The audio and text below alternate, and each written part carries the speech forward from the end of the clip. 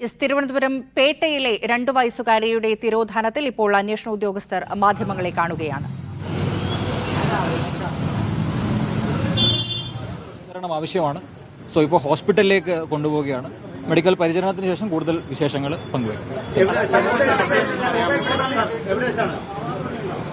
റെയിൽവേയിലേക്ക് പോകുന്ന ഉള്ളിലോട്ടുള്ള സ്ഥലത്ത് ഓടയിൽ വെച്ചിട്ടാണ് കുട്ടീനെ കണ്ടെത്തിയത്.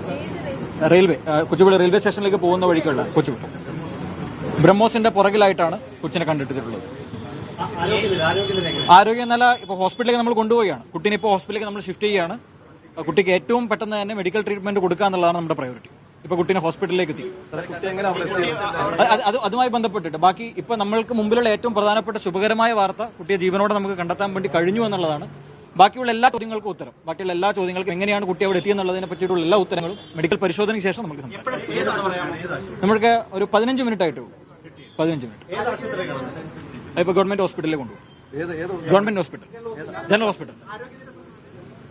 ആരോഗ്യനില സംബന്ധിച്ചാണ് അത് നമുക്ക് ഡോക്ടറുടെ പരിശോധനയിൽ മാത്രമേ പറയാൻ വേണ്ടി കഴിയുള്ളൂ. ഇപ്പോൾ അതെല്ലാം നമുക്ക് മെഡിക്കൽ പരിശോധനയ്ക്ക് ശേഷം കൂടുതലായിട്ട് പറയാം. കുട്ടി ഓക്കെ ആണ് എന്നുള്ളതാണ്, കാഴ്ചയിൽ കുട്ടി ഓക്കെ എന്നുള്ളതാണ് നമ്മൾ മനസ്സിലാക്കുന്നത്. ബാക്കി കൂടുതലായിരിക്കുന്ന എല്ലാ കാര്യങ്ങളും നമ്മൾക്ക് അതെ ബ്രഹ്മോസിന്റെ പുറകുവശത്തായിട്ട് നമുക്കത് കൂടുതലായിട്ടുള്ള കാര്യങ്ങളെല്ലാം തന്നെ മെഡിക്കൽ പരിശോധനയ്ക്ക് ശേഷം സംസാരിക്കും. ഇപ്പോൾ ഈ ഒരു അവസരത്തിൽ പങ്കുവെക്കാനുള്ള ആശ്വാസകരമായ വാർത്ത കുട്ടിയെ കണ്ടെത്തി എന്നുള്ളതാണ്. കൂടുതലായിട്ട് എല്ലാ കാര്യങ്ങളും നമുക്കിപ്പോൾ വളരെ പ്രയോറിറ്റി ആയിട്ട് മെഡിക്കൽ പരിശോധന നടത്തേണ്ടതുണ്ട്, ഡോക്ടറോട് സംസാരിക്കേണ്ടതുണ്ട്. അതിനുശേഷം നമുക്ക് കൂടുതലായിട്ടുള്ള കാര്യങ്ങൾ സംസാരിക്കാം. നമുക്കതൊക്കെ പരിശോധനയ്ക്ക് ശേഷം നമുക്ക് ഒരുപാട് കാര്യങ്ങൾക്ക് ഉത്തരം പറയേണ്ടുന്നതുണ്ട്. അത് തീർച്ചയായിട്ടും നമുക്ക് ആ കാര്യങ്ങളൊക്കെ പങ്കുവെക്കാൻ വേണ്ടി കഴിയും. ഇപ്പൊ കുട്ടിയെ കിട്ടിയെന്നുള്ള ഒരു വാർത്തയിൽ നമുക്ക് ബാക്കിയുള്ള മെഡിക്കൽ പരിശോധനയിലേക്ക് പോകാം.